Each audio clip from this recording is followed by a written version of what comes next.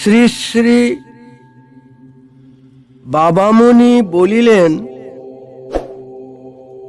তোমাদের উপাসনাকালীন স্তোত্র কীর্তনের প্রাণ উন্মাদকারিণী আকর্ষণীতে আকৃষ্ট হইয়া বনের পশুও আসিয়া হিংস্রতা পরিহার করিয়া তোমাদের সাথে উপাসনায় বসিবে। গীতিরত কাকলি চঞ্চল মধুকণ্ঠ গাছের পাখি আসিয়া নিজের চিরকালের সাধা গান ভুলিয়া যাইয়া তোমাদের সহিত হরিওম কীর্তনে যোগ দিবে। অন্তরে এই বিশ্বাস রাখিয়া তোমরা উপাসনায় রত হও।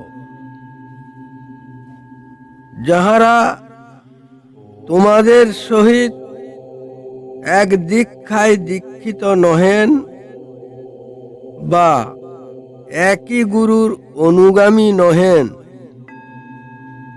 তোমাদের ধর্মপথ ও ধর্মমত তো এমন সংকীর্ণ বা সাম্প্রদায়িকতাবাদী নয় যে তাহারা আসিয়া তোমাদের উপাসনায় যোগ দিতে পারিবেন না।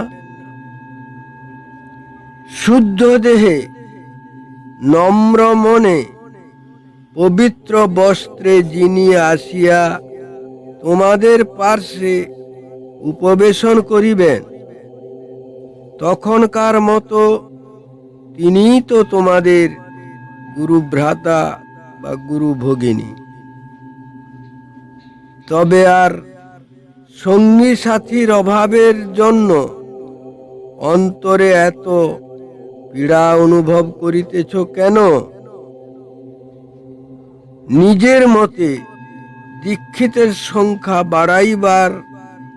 বাড়াইয়া লইবার কৃত্রিম চেষ্টা ছাড়িয়া দিয়া তোমরা ঐকান্তিকভাবে সকল সম্প্রদায়ের লোকের প্রতি সহনশীল, প্রেমশীল ও আহ্বানশীল হও।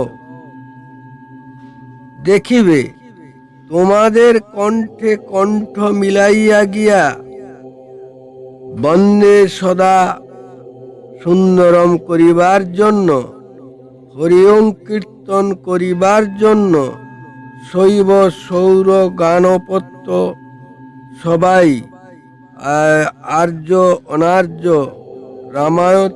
রামায়ত কবির পন্থী কাহারও অভাবী হইবে না। ইহারা নিজের প্রাণে সহজ আকর্ষণে তোমাদের সহিত একাসনে বসিয়া সর্বমন্ত্রের অধিরাজ ওঙ্কারের সম্মুখ প্রণতি করিবেন।